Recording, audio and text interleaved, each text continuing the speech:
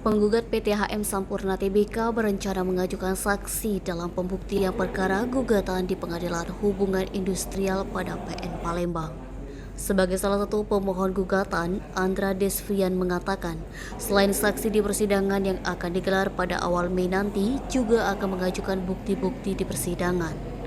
Menurut Andra, bukti yang bakal diberikan di persidangan berupa bukti yang bisa menyangkal tuduhan PT HM Sampurna terkait adanya instruksi manipulasi data.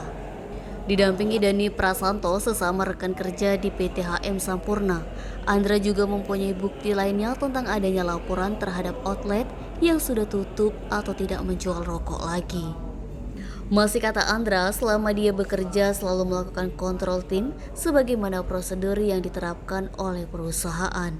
Dikatakan Desvrian, tuduhan yang dilayangkan pihak PT HM Sampurna kepada diri dan rekannya tentang manipulasi data adalah salah kaprah. Dirinya dan rekannya Dani Prasanto hanyalah sebagai pihak yang memberi instruksi, bukan manipulasi, yang bukan termasuk klarifikasi pelanggaran berat. Fadli Sumek.co melaporkan.